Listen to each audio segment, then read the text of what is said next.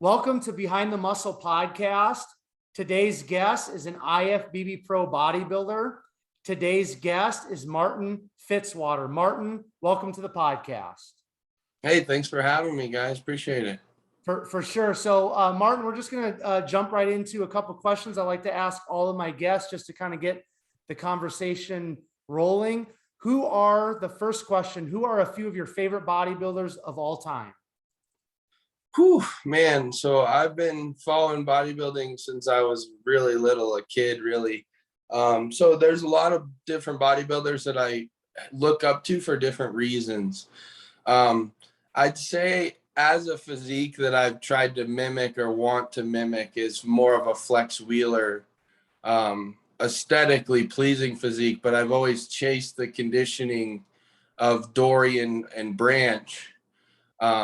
So I mean, all these guys are my favorite that I'm talking about, but I would say as far as that goes, like aesthetically pleasing, I like Flex Wheeler.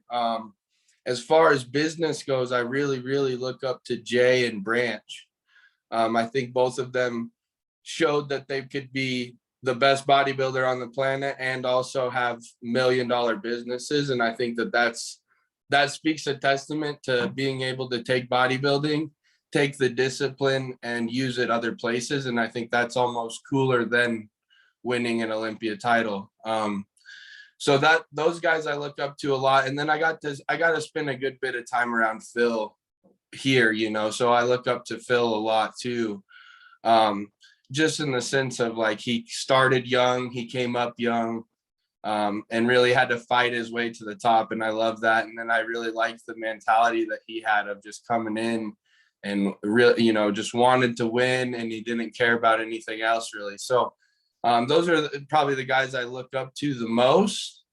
And I really, really have tried to mimic things that they've done in their careers.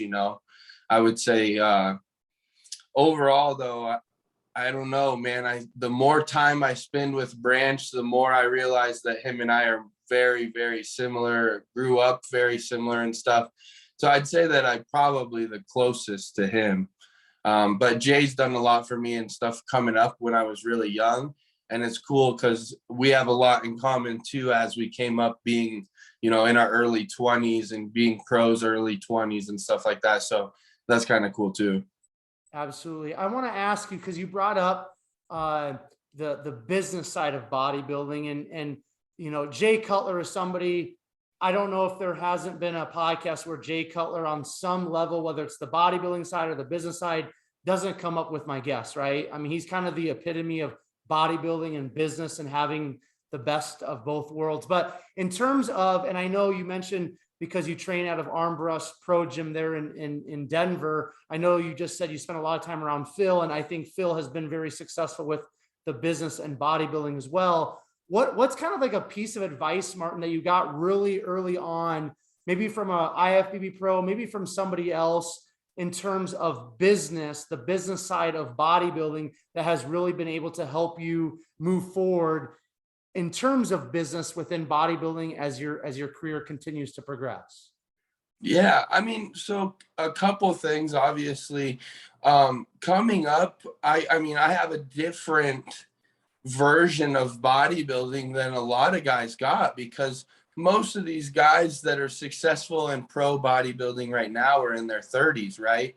So they got a little bit of the transition between magazines and social media, and then now it's all social media really. So although I had the magazines and the movies and I got to watch them when I grew up, I'm so much younger that by the time I was really, really into bodybuilding, that wasn't huge, but YouTube was like monstrous. So I feel like I have an advantage in that, in the sense of like, I got to see a lot of these guys talk about what they were doing, especially Jay. So I would say like, it wasn't really advice directly from them, but I saw that these guys were marketing themselves constantly. So I knew when I got into bodybuilding that was going to be my job, essentially, was going to be figuring out how to market myself to companies and things like that to be able to get, endorsement deals. Because I know that really competing doesn't make a ton of money, but the money is in what the companies are paying you and what you're involved with, right? So I'm very analytical. I'm very step back and assess the situation, I guess. And so I was stepping away from pharmacy school to be a bodybuilder. So I knew that I had to have all my eggs in this basket. And if I was going to chase it, I had to have a really good game plan on how I was going to be super successful at it. So I started my social media before I was bodybuilding. And once I stepped into bodybuilding, I really took it very seriously. Read into things like what I would need to be doing for how to market myself, how often I should be posting, when I should be posting. And I wasn't super successful in the beginning. I just had to really trug along, and it's slowly creeping up and getting better and better now. But then right as I got into bodybuilding, not too long after, I actually ran into Jay Cutler. I was getting ready for my first national show. It was my second year bodybuilding, and I was out in Vegas, and we got to chop it up for probably 25 minutes. And then he put me on his YouTube channel. And that was one of the biggest things that he had said is like, let me get you on my YouTube and let me just get you exposure. You just need to get in front of as many bodybuilding fans as you can right now. And so that was something I took very seriously. And I even started taking social media more seriously then, where I tried to get more professional photography and more professional video and stuff. And then my YouTube really, or my Instagram really took off when he put me on his YouTube. And then I've just, like I said, I'm very analytical. So I studied these guys and seeing, Jay's in real estate. I've always wanted to be into that. I worked construction.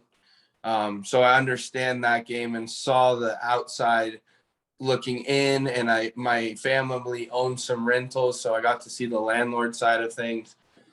So, those are some things that I had already knew that I kind of wanted to be involved with and wanted to be an entrepreneur in.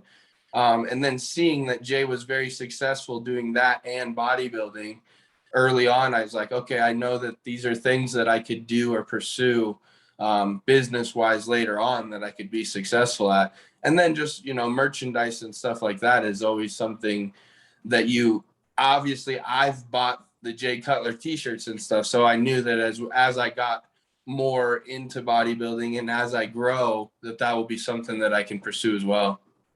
Awesome, man. That's some great advice. I appreciate you touching on that, Martin. The second question here I want to kind of touch on before we get fully into your backstory is, at what age did you start lifting weights and why? So I started lifting when I was like 10, 12.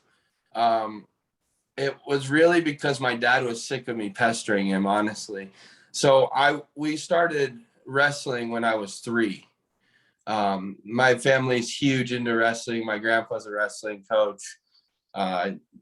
Just grew up around that my whole life. So athletics is something that's been in my life from the time I could walk, I think, and that was a big proponent of why I wanted to start lifting weights. So I was planning to be like an Olympic champion wrestler. And I was seeing that a lot of these videos and stuff, a lot of these Olympic wrestlers were lifting weights constantly, more cleans and jerks and stuff like that. But they were training. And I knew that I probably wasn't ready for the kind of training that they were doing. So I needed to build a base, or at least that was the stuff I had read, and all these things. Or my dad had said like, no, you just need to do push-ups, just do whatever to keep me out of the gym. So at 10, he bought me the Encyclopedia of Bodybuilding. And I think it was more of a deterrent than it was really to try to educate me. It was more like, here, you're going to read this. And then once you read it, then you can train. And my dad knows that I hate reading. So like I said, I think it was more of a deterrent, but I actually came back to him probably 2 or 3 months later. It took me a while to read the training portion, And I went back to him. I said, like, look here, I didn't want to go through the bodybuilding stuff. I don't think that that's important. That's not what I was asking you about. But here's the training stuff I went through. I highlighted everything that I thought was important. And he was like, all right, I'm sick of you asking and bothering me. So I'll take you up and introduce you to the high school, and you can train when the football boys train. And then, you know, you can kind of do your thing from what you've learned from the book or whatever. So I did that. And not too long after, there was actually a semi-pro football player that was training in there at the same time as the high school boys. So we were kind of doing our separate things, but the high school boys did their own thing, and he kind of took me under his wing. And that's when I really, really got into it, probably around 12, 13. Awesome, man.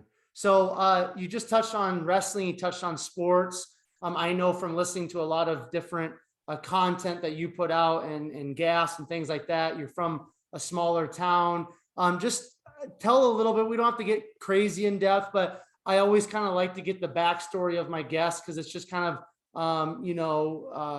important to kind of where we're at today, or where my guests are at today. So where did you grow up, Martin? Talk a little bit more maybe about sports and some of those pursuits that you had in your younger years. Yeah, so I grew up in Wyoming, in the middle of nowhere. It's funny. So the town that I lived in is the only town in the county, or the main town. There's some like kind of little ghost towns there that have populations of like 15 and 25. But the main town there, we have 1,500 people. So I lived in the least populated county in the least populated state. So really, really in the middle of nowhere. But it was an awesome experience, man, because there wasn't a lot to do outside of sports, outside of being very focused and dialed in. It was kind of either that or be a troublemaker. And I knew I kind of came from a family of troublemakers, so I kind of didn't want to be that kid. So I really got into sports early on, and I fell in love with them. And I had a lot of success. So I wrestled, I played football, and I did track. And I actually, track was kind of an afterthought. I got hurt in wrestling, or in football, and I blew my knee, and I missed the season of wrestling. And the wrestling coach in high school, my grandpa, is also the throwing coach for shot put. And he was like, since you missed wrestling, I want you to try track, and just so you can get back to getting everything back to normal. I blew my knee. And I did, and I actually won state my sophomore year, first time out of the gate in shot put. And so they were kind of like, well, you got to stick with this. You're pretty good at it, you know? And so I enjoyed it. I had a good time. I would say football was probably the most fun for me. But everything in the small town, everybody was your biggest fan there, and everything like that. So sports and everything like that was a blast, man. I couldn't have asked for a better upbringing and a place to be. I grew up in such a blue collar family and blue collar town that like everybody really respects the hard work and stuff. And so, when I started out and got like training, I would train every day after high school and stuff like that. And people were really like excited about it, and any way they could help, versus like scolding me or talking down about it, like you do see sometimes. So I couldn't ask for a better place to grow up, for sure. What's one kind of memory or highlight or kind of positive that you look back on those early childhood days, the sport days, high school days? What's kind of the highlight when you look back for those years for you, Martin? Honestly, sports, I would say probably football, man. I had the best connection with my buddies. We only lost 5 games in high school, and 3 of them were state championships. So, we were very, very successful team. We had a group of guys from my class that we started from the time we were freshmen, and we were all state all 4 years and stuff like that. So it was really, really cool. And the bond that we had was just different, and I think that we learned a lot from our football coach. He was one of my best friend's dads. And he taught us a lot of life lessons, a lot of good discipline lessons, stuff like that, you know. And I think that that was probably the thing I took a lot of away from. But also wrestling made me very, very disciplined and probably made me or helped me be the bodybuilder that I am. Cool, man. So, what were you thinking about? Like, where was your mindset at? I know you mentioned earlier, wanting to, pursue athletics past high school, kind of to the highest level. I think you mentioned pharmacy school as well earlier. Where was your mind at in terms of career, kind of in high school, and then what did you actually pursue immediately after high school? Yeah, so this is interesting. I always kind of had this feeling I was going to be a pro bodybuilder. Um, I had some, when I won my pro card, I actually had an elementary teacher reach out to me and tell me, like, you told me when you were a little kid you were going to be a pro bodybuilder. But we all want to be pro football players, so that was kind of something I was bound and determined to do. When I realized that wasn't going to happen, um, I had straight A's in high school. I was very smart, so my family was like, pick something that you can make a lot of money at. I originally really, really wanted to do PT. I thought that that would be what I would be most successful at. I would want to work with athletes and rehabilitate them and everything like that. So that was the goal. But I was number 8 in the nation for shot put. And so I had a full ride offer to go to the school here at home. So I went to the University of Wyoming, and in doing so, I couldn't turn it down. There's a scholarship in Wyoming that's from the tax money of oil and gas. And I don't know if you guys know, but oil and gas is the biggest industry in Wyoming. It's like the Texas of the North. And because of that, the scholarship that they give just for academics alone is out of this world. So I was going to make like $1,000 to $1,500 a month to go to college. So I couldn't turn that down. So I stayed in Wyoming. They don't have a PT school. So I already had a lot of college credits coming into college. And I kind of knew like I needed to pick something right away so it was either transfer schools, probably 1.5 to 2 years in, or try to pick something at Wyoming. They have a really, really great pharmacy school. So I was like, well, I'll take all these science classes and I'll do pharmacy. That sounds great. They make a lot of money. It's a successful business job. So I got into that for a couple years, and I really loved the science part of it. Just once I started working in a pharmacy and getting a taste of being a pharmacist, as an intern and all that stuff, I absolutely hated it, and I did not want to do that job every day. So, during college, then, were you strength training? Were you bodybuilding? What did that aspect of things look like? Yeah, so I've always been really into the bodybuilding thing. So when I came into college, that's probably when it took full force for me, because I lived on my own. I made all my own food. Versus like when I was at home, I still did dinner with my family and all those things. So I started taking it a lot more seriously when I got to college. And what I was doing was I would have track practice twice a day. So we would train in the mornings, and then we would usually throw in the afternoons, depending on the day. Sometimes we would just lift, sometimes we would just throw. But then every day in the middle of the day, when I didn't have class, I would go lift at the college gym and do like a bodybuilding session. And I actually ended up getting like scolded by my coach a couple times. And then finally he realized that I wasn't going to stop doing that. So what he would do was just be like, hey, we have a big meet coming up in a week. Like, I need you to pull back a little bit or do like a little bit less, because he knew I wasn't going to not go.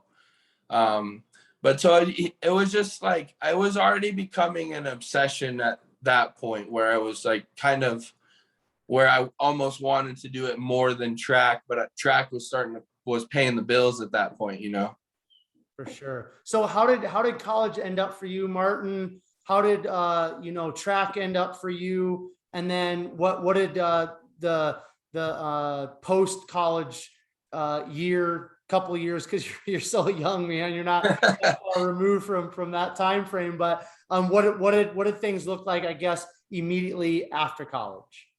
Yeah. So going into that, man, I wasn't in track too much longer after I got into pharmacy school. So it took me 2 years to get into pharmacy school. Usually you get a bachelor's, but what I had done was, because I knew track was going to pay for it, I tried to fast track it. So I didn't get a bachelor's. I just got everything required to get into pharmacy school, got in. Like I said, I did that for 18 months of it. And once I got to work in a pharmacy, I just decided I hated it and didn't want to do that. So when I had decided I was going to do pharmacy school, I actually stepped away from track. And that's when I decided to do my first bodybuilding show. So as soon as I was done with college athletics, I was going to bodybuild and do the pharmacy thing. I was very successful at that. I got ready for junior nationals while I was doing my first year of pharmacy school. Junior USA's, then junior nationals. And I got second and then a fourth place and had some good success there. But that's kind of when I realized that bodybuilding was way, way more important to me than school was. And that's when I was already starting to hate pharmacy. So I went back for a short time and then I decided, I said, nope, I'm going to be a bodybuilder and I'm going to do whatever it takes to be a professional. So I actually stepped away from school then. I was 21 and I went in, I just got a construction job.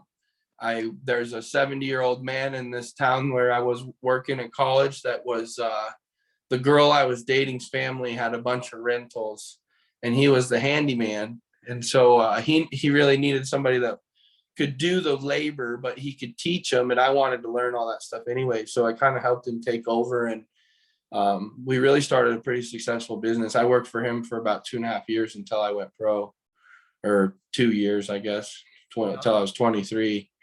And we had a lot of fun. We did a lot of work and he taught me an absolute ton. So I can't be more happy about that. So that was a good time.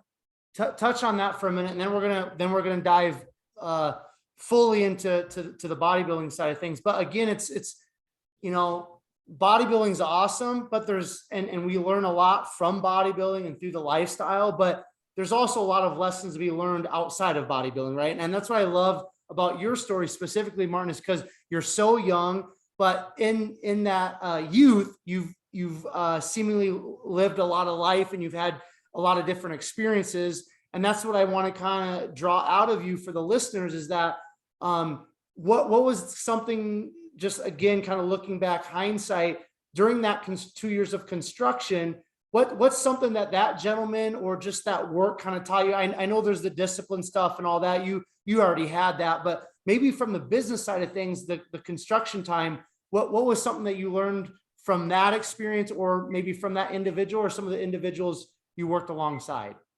Yeah, I mean, there was so many takeaways, man. I could go on all day. So the biggest thing there was with him being 74, he was willing to pretty much let me run the business. I mean, by the end, it was essentially my business. He just came with me and made sure I did everything perfect and up to code, and I gave him a slice of the pie for that, and that was cool. So in doing so, I realized how stressful it is to run a business, how much really goes into it and how much money is spent to make money, and then outside of that, I also, because I got to see real estate from all angles at that point. I got to see it from how much it costs to fix everything and how much you're paying somebody, and how much I could save if I did those things myself. But just on top of that, I saw really what makes it all worth it is it's not really the money. It's like how much people appreciate it. And if you're not doing something that you really love and like people appreciate it, or you appreciate what you're doing, then it's not worth it. But even if it's super, super hard work and the work sucks sometimes, if it is appreciated and shown like that, it's hard not to like want to do it, you know? So like I worked my ass off. I had some super hard jobs. We built during when I won my pro card, we built 3 monstrous decks. You know, a couple of them like 40 by 60, like these really, really big decks. And I was carrying 16-foot boards that were treated and weighed up freaking 200 pounds. And, you know, but there was days that I just wanted to throw the board on the ground and walk away and just be done because I was just so tired and stuff. But then we would get done at the end of the day and we'd have the client come out and look at it. And, you know, whatever, the little lady would go take her shoes off and walk on her new deck with her bare feet and be so excited because the one before had splinters or whatever. And that totally made it worth it. And that to me was what kind of just showed me like people, as long as they appreciate what you're doing and you really love what you're doing and chasing your dream or whatever, it's totally worth it. And that just made me more excited because I knew that I was chasing my dream and doing what I really wanted to do. Cool, man. I love it. So let's talk all things bodybuilding then. So you're doing the construction path, and then you're also competing in bodybuilding. You get your pro card while you're still doing the construction stuff. So let's just, why don't you give us a little bit of a contest history? You said junior USAs, you said junior nationals. Now I know you had to do probably a state show to qualify for junior USA. So talk about your first competition and just give us the contest history, talk about turning pro, and then we'll get into the pro stuff. Yeah. So coming up, I did my first show when I was 20 here in Colorado. I did the Colorado State. I ended up getting second in the open to a bodybuilder that actually ended up getting second at USA's 2 weeks later. And then Adam Young won the overall there, another professional bodybuilder here out of Denver now. And at that point, I actually had some, you know, I had Adam, Russ Allen, and a couple of really successful coaches down here in Colorado pull me aside and be like, hey, kid, I know you're only 20, but like if you'd have had striated glutes at this show, you'd have won the whole show. You'd have beat Adam. You know, Adam's supposed to win a pro card, all these things. So you could be really successful at that. And that's when I was already full into it and very excited about bodybuilding. But that's kind of when I started to take it even a little bit more serious, when it was like, not the I'm gifted and I can get away with this and stuff. It was like, oh, okay, like if I really lock in, I could be a pro. Because before that, I had always followed these really successful bodybuilders that had said stuff like, you know, don't say you're just gonna go win a pro card until you know what the frick you're talking about, which is absolutely true, you know. So once other people were saying it to me, then it was like, it kind of made it more real for me. So that's when I decided I'd do my first junior national show. Because I watched a video a long time ago and Jay Cutler had said, the way to do it, the way to become a professional in bodybuilding was you win an overall, then you win an overall at a junior show, and then you go win your pro card. So I knew I was close to an overall. Like I said in that first show, I had also won the novice and the novice overall. So the next year I just picked a Colorado show. It wasn't state. I can't remember what it was called, but it was a couple weeks before junior USA's. And I won the heavies and the overall at that to qualify for junior USA's. And then I made light heavyweights for junior USA's. And that was the year that Hunter Labrada did it and won the overall there. So I actually got second to Eric Wood, who just won the overall at nationals, in the light heavies by like 1 point. It was a dog fight between us. They pulled us back out like 2 or 3 times and posed us really hard. So that was a lot of fun and a really like good first national experience for me. And it was the first time I kind of got to be backstage where you know, you get to meet like good bodybuilders and get to see that like there is camaraderie. Obviously there's some like mean mugging and stuff backstage too, but like especially Hunter, with him and I not being in the same class, it was really cool. We got to chop it up backstage, and I was a huge fan of him. Now we're buddies, you know, so that was cool, man. So then because I got second, I was a little disgruntled, and there was junior nationals 4 weeks later, so I decided to do that.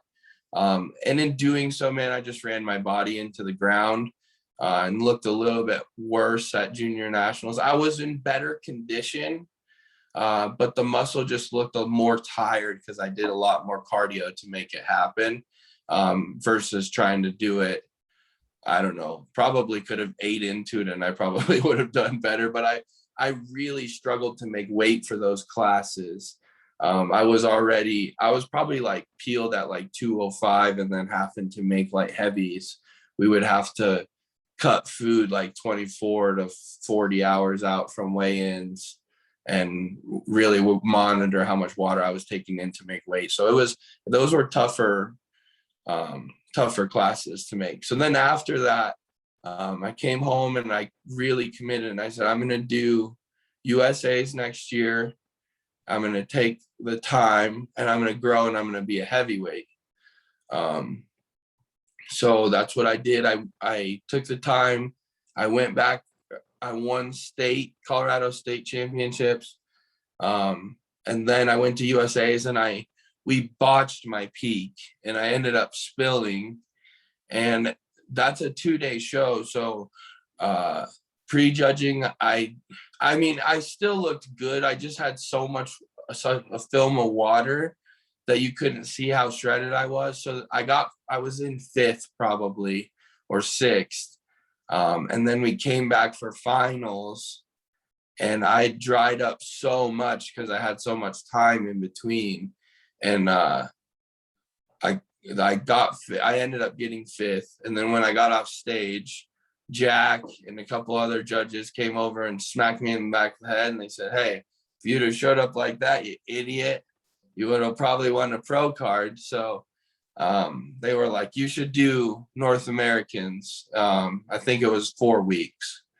And then also Dusty Hanshaw was there, and he pulled me aside and he was like, so I'll see you in Pittsburgh in 4 weeks. And I was a huge fan of Dusty. So I just said, yeah. And then I committed to it before I even was ready to commit to it.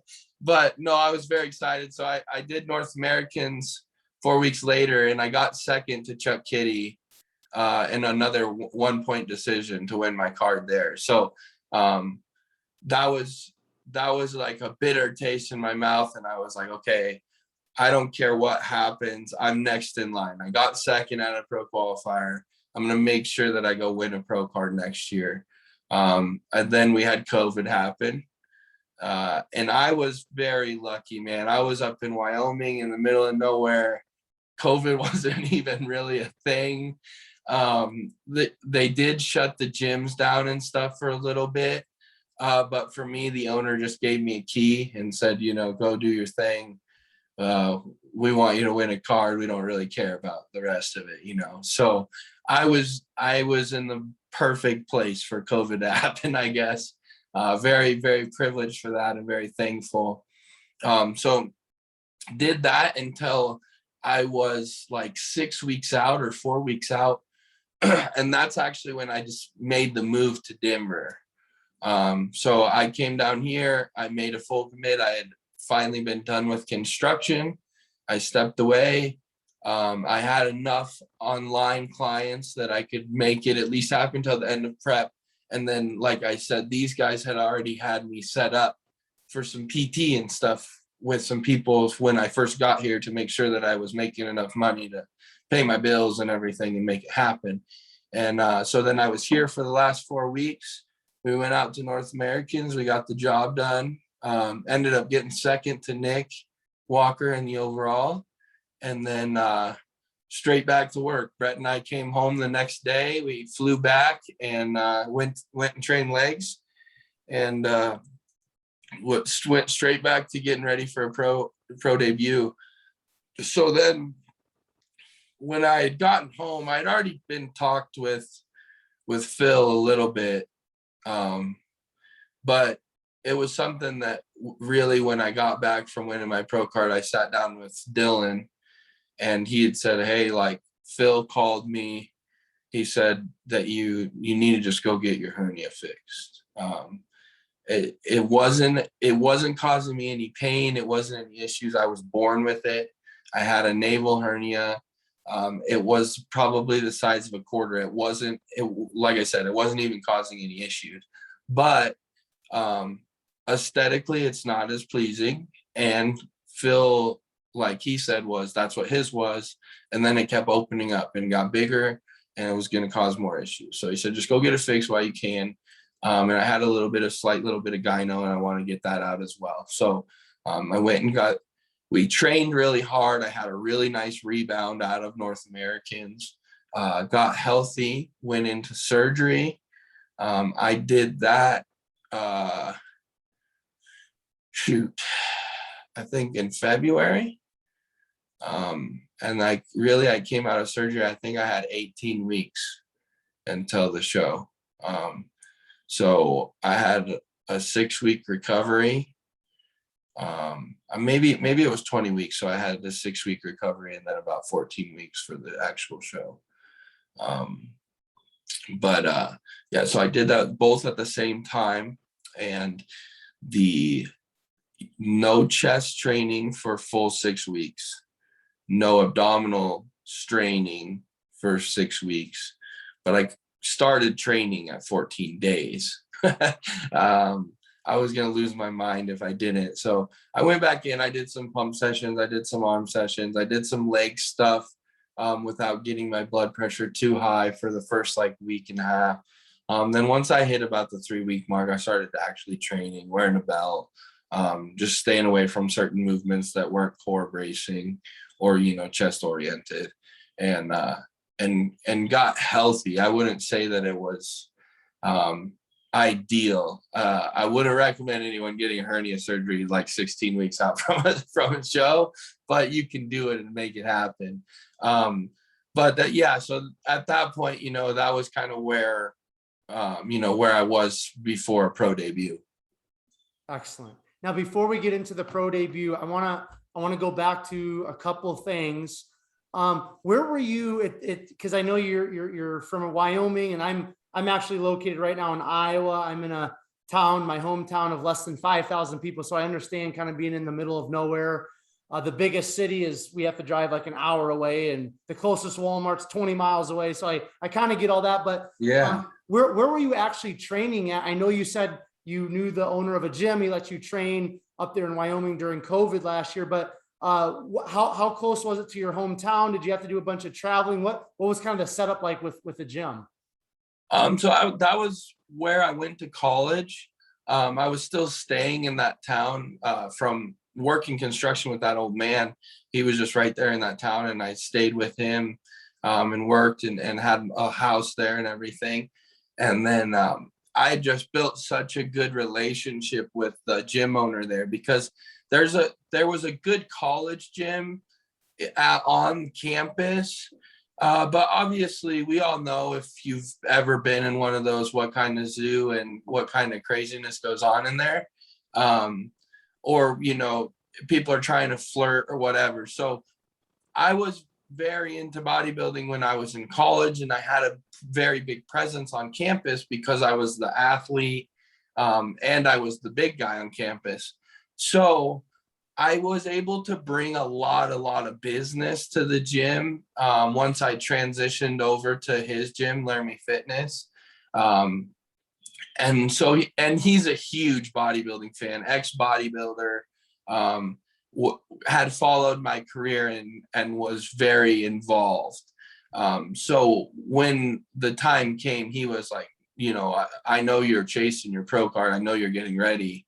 There's no option. Here you go. Take the key.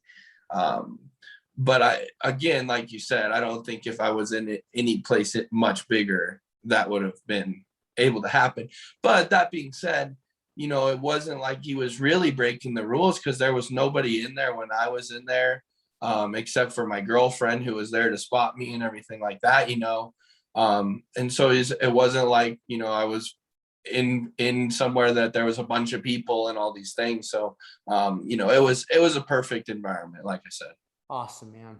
And then the other thing I want to touch on, which I know you've talked a little bit about this on your own personal social media or in other interviews, you and I were discussing it before we hit record here, but I want you just to kind of touch on again the reason why you moved down to Denver, and then just what has that done for you career wise, bodybuilding wise, and kind of all the things. So why did you move down to Denver originally? And then what has that move and being a part of Armbrust Pro Gym done for you, business, career wise, and then professionally as a bodybuilder? Yeah. So, I mean, I was about 2 hours north of Armbrust Pro Gym, where I was up in Wyoming. And man, where I was in Wyoming, there's not a soul that's really involved in bodybuilding, or was at least even ready to go help me be at a level that I wanted to be at. So I knew that Armbrust was kind of my best option as far as what I could use and tools that I could use to become a better bodybuilder. So I was going down there, probably once a month ish, maybe once every 2 months, to just get some posing help. Usually I'd roll in, they had a posing class. I would work with Russ maybe, or if Dylan was there, I would always get Dylan to help me. And so I came down in the middle of my prep for when I got second at North Americans, and Brett and I linked up. He was running posing class. It was right after he had moved down to Denver, him and his wife, Ivana. And we're just very similar college athletes. We got to BSing, and he had said like, hey man, you want to just train back with me today, post training? And I was actually training back that day. So I'm like, yeah, sure. Of course we'll train, and my girlfriend can train with Ivana or whatever, and we'll figure it out. And then, we probably were like 45 minutes into training, an hour in a train. We both kind of looked at each other like, okay, this could be a thing. We both really trained like the same hard. So I started coming down like almost every single weekend. I would stay in Brett's guest bedroom for, first it was like, just Saturday night and Sunday, we would get 2 sessions in. Then it was like, hey, you should come down on, Friday night. We could do Friday night, Saturday, Sunday, we could train. Then it was like, take work off on Friday. We could do Thursday night, Friday, Saturday, Sunday. So we got to the point where I'm just like, man, I spend as much time in Denver as I do in Wyoming, or I want to. Like, let's just make it happen to where I can step away from construction, because that was really what was mostly keeping me there at that point.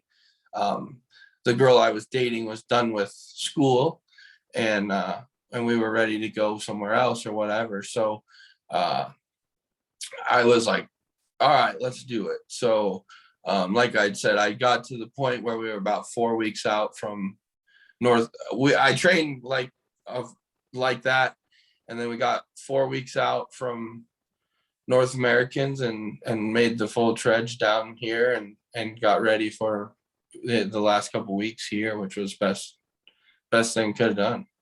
What has the environment done for you, just in terms of career wise outside of bodybuilding, but then also, what is that environment and being connected with Brett and the other pros there, Dylan, what has that meant for you also specifically for bodybuilding and your continued progression?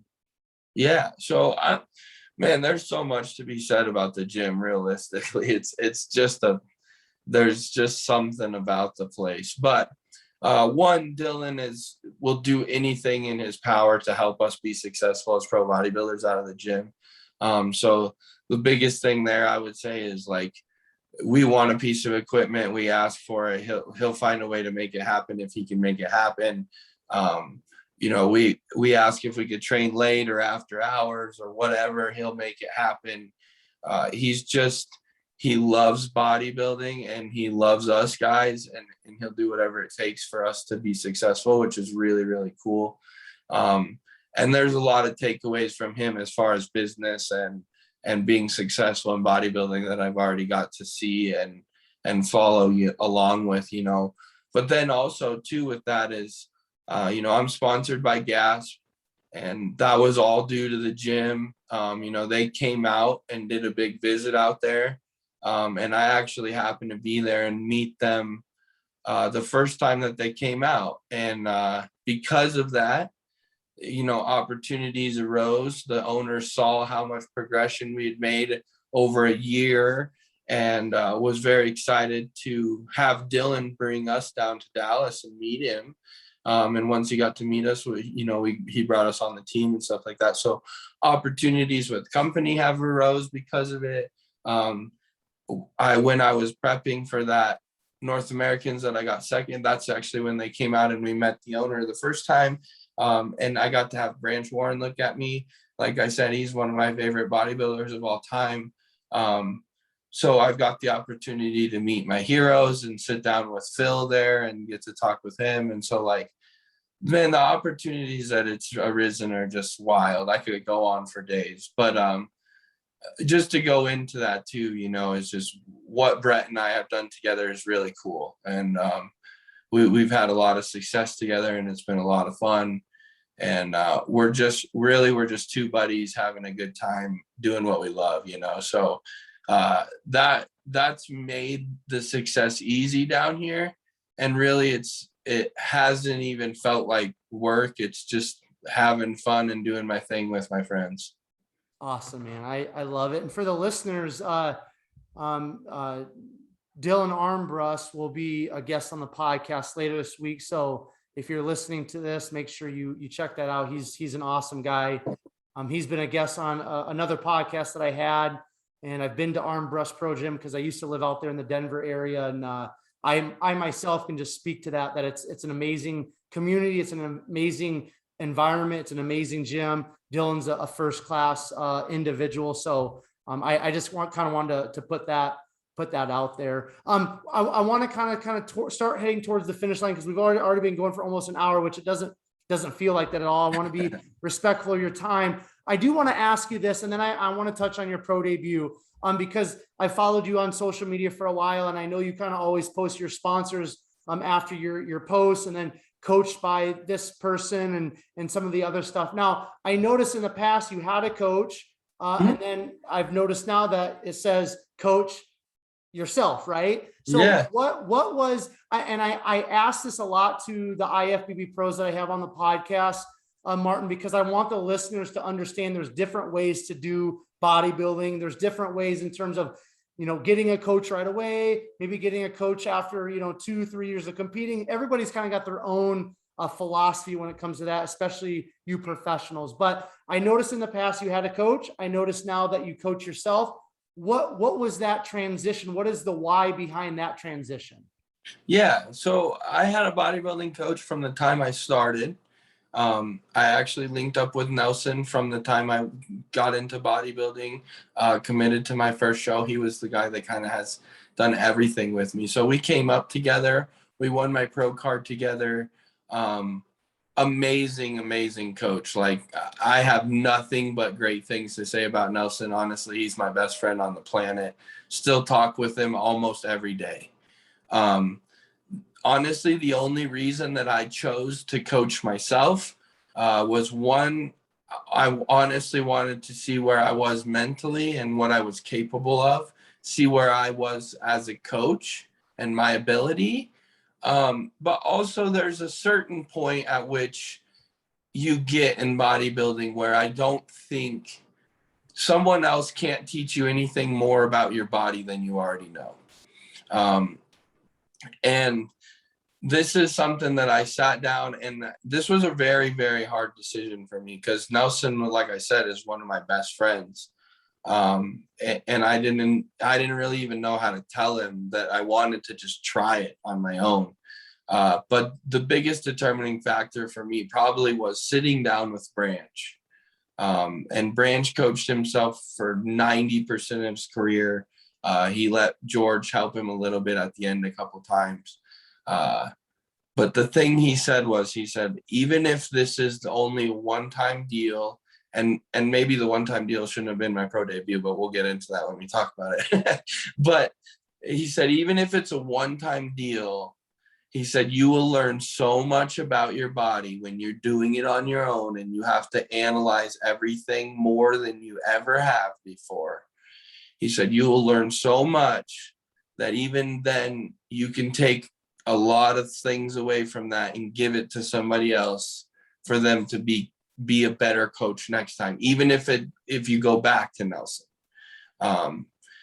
And I will say that's exactly what happened. I learned more about my body than I've ever learned in a prep. And I like I said, I learned that I can do this and I could coach someone at the highest level, I feel like. And then I feel like everything really turned out pretty well. Now, are you going to continue for the foreseeable future to coach yourself, or what are your thoughts on that? Yeah, so I mean, at least for my off season, it's always, my off season was more of a Nelson and I kind of bantering back and forth on what we want to do and then kind of settling on a plan. So I'm definitely going to the off season, run my own thing. I'm fine here. I know exactly what I want to do and where I need to be and where I need to improve. So I don't really need a coach to tell me those things or set anything up for me in that sense. And as I get to prep next year, I honestly think that I'll start on my own. And as long as everything is clicking and dialing in just right, I don't think that I'll have any help. But you never know, you know what I mean? Maybe I'll get to the last 4 weeks, and just to take the mental stress off, I'll kind of hand the reins over. So I'm very take lots of notes. I don't know what the word is, but taking lots of notes. I write everything down. I take my weight every morning. I take a video every morning. So in doing so and in coaching myself, I'm have the ability to step back and be able to analyze. So I wouldn't say that everybody could do this. I know lots and lots of bodybuilders that definitely couldn't do this. And I think it's something that, because I love bodybuilding so much, I'm able to step back and have that eye to say, like, no, you're still fat. You need to get on the cardio machine, or whatever needs to be done. And I think sometimes people get a little bit of prep goggles and can't do that. So this is something that you have to be pretty mentally tough if you're going to do it on your own. And you got to have good people to lean on too, because I do still have Nelson and I do still have Brett, that if I need somebody and I say, hey, like, what's your opinion? These guys will give me good, honest opinion that I can trust. And I know that whatever they say is pretty dead nuts, and I need to follow along or follow suit. Perfect, man. Okay. So I just want to touch on 3 more things. We're going to finish it up. I want you to talk about your pro debut. You kind of gave us your contest history up to that point. I would, from my perspective, I think from a lot of people's perspective, I'm sure your own perspective, it was a very successful pro debut. Like you said, you learned a lot about your body and just the process. Just talk about that day and just kind of the experience overall for you, if you don't mind, Martin. Yeah, of course. So for one, if you know me and follow along with me, you know that I'm at super, super competitive. So 4th place is awesome. I know that the guys that beat me are Olympians. They're all at least 6-7 years older than me. Those are all great factors, but those aren't really things that I look at. I looked at that I wasn't perfect on that day. There was a lot of factors that I could have had that could have been better. And I know that I can be a much better bodybuilder than I put on that stage. So successful, yes, but there's a lot to be taken away and a lot to grow and get better from. So I know that. Very happy with, like I said, the outcome, but know that I could have been in the, or feel like I could have been in the top two. And I needed to put that on stage. So next time I will be much better for it. That being said, the day was awesome. I love bodybuilding more than anything in the world. And so being up there, watching some of my favorite guys, I've been following Ian for years. I've been following Steve for years. So to get to watch those guys, stand behind them, you know, I definitely 24, looking like the little kid up there, had a blast. And I will say, like, the best bodybuilding show I've been to, man.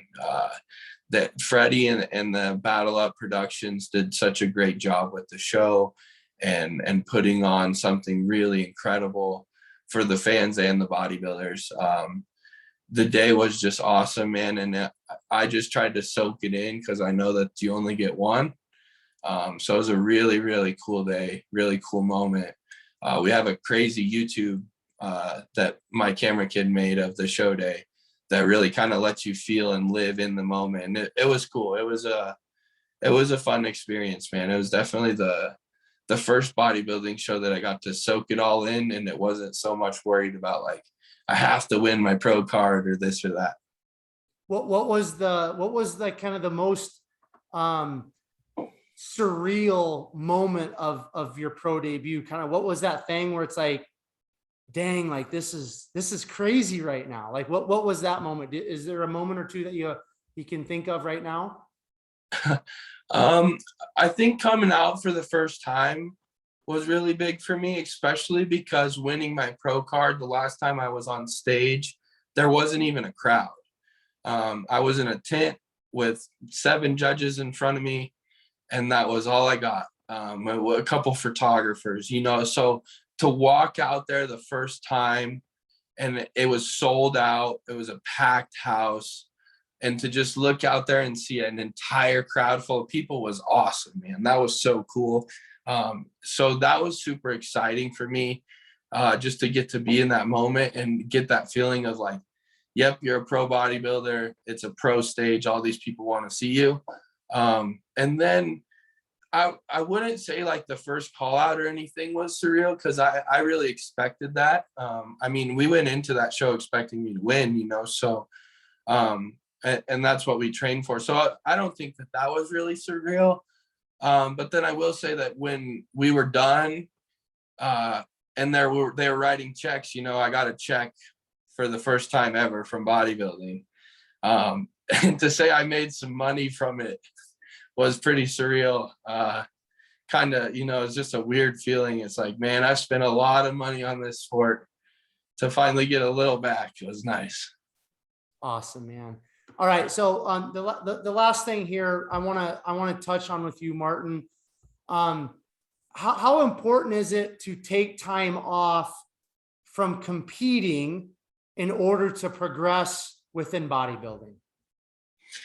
Man, it's everything, honestly. You know, I know that I can't talk a lot because I did this and was very successful very quickly. But I can also say that I would do 1 show, 2 shows that are very, very close together. I would shut it down and I would spend an entire year growing, and I would come back and do a show that's very similar in the time frame of that, so that I had a full good year to grow, spend time eating. You know, you can't believe the power of food. So if you're not eating a lot of whole food and you're drinking a lot of shakes and stuff like that, you know, you need to be doing more of that. But yeah, no, there's nothing more that's going to make you more successful as a bodybuilder than just taking time and really focusing in and dialing in a plan. And that being said, it's not taking time and getting fat and eating whatever you want. It's being consistent. It's dialing in things perfect. And it's doing it over time, over and over and over again. So I want you just to I want to give you an opportunity, Martin. I know you mentioned gas, there's HD muscle. please share your sponsors, share your YouTube, share where people can connect with you, reach out to you. I know you do your own coaching, training there out of Armbrust. So kind of all the things that you want to touch on, sponsorships, things like that, please share that. And then if you have any final words or anything you kind of want to wrap things up with, go ahead and share that as well. Yeah, awesome, man. So yeah, no, like you said, all my sponsors, HD, Gas, everybody that I'm involved with, Pride Foods, I couldn't be more thankful for the people that are on my team. I got asked the other day a question from my camera kid that said, if you could be sponsored by anybody, who would you be sponsored by? And I said, honestly, I'm sponsored by the people I want to be sponsored by. There's not much else out there. So very, very thankful for that. If you guys want to check out anything more about me or what I'm doing, you can check out my Instagram. That's Mark Fitz H2O. If you don't get it, it's Fitzwater, and the H2O at the end is a little science innuendo there. So that's my Instagram if you want to follow along there. Then we have a YouTube channel, the Mile High Monsters. And we go really in depth on our training, explaining what we're doing and why, and kind of some mechanic things and stuff like that, as well as kind of give you guys rough and overviews of our diet and everything like that, as well as what's going on in our preps. So go check that out. And then everybody else, you know, like you said, Armbrust, things like that. Anyone that's out there supporting me and stuff, I appreciate you guys. And appreciate you having me come on and be able to tell my story and just be able to show how much I love bodybuilding, man. If anything, I just want the world to know how much I love bodybuilding and how cool this sport is. So thank you for doing what you're doing for this sport, and we appreciate you, man. For sure. Thank you so much, Martin, for taking some time. I don't know, this is probably maybe like a month-long process of trying to get it. Yeah, banter back and forth. You were traveling and there's always things going on. So sincerely though, thank you for taking some time out of your day just to kind of chop it up with me. Listeners, thank you so much for your listening ears. I'm just so grateful for you guys tuning in. The YouTube Behind the Muscle podcast YouTube is growing. The Instagram is growing, and that's because you guys are supporting the podcast. You guys are really coming through. So thank you, listeners, so very much. If you guys would just do me two huge favors, take this episode and share it on all your social media platforms. And then if you haven't already, just go to the Behind the Muscle podcast YouTube, subscribe. 3, 4, sometimes 5 guests I'm having on the podcast per week. So the YouTube is where you can listen to all of the IFBB pros and top coaches that I'm bringing onto the podcast. You can listen to them, you can learn, and just follow along. And finally, I will leave you all with this. Remember, behind the muscle, there's always a story. I'll catch you guys later.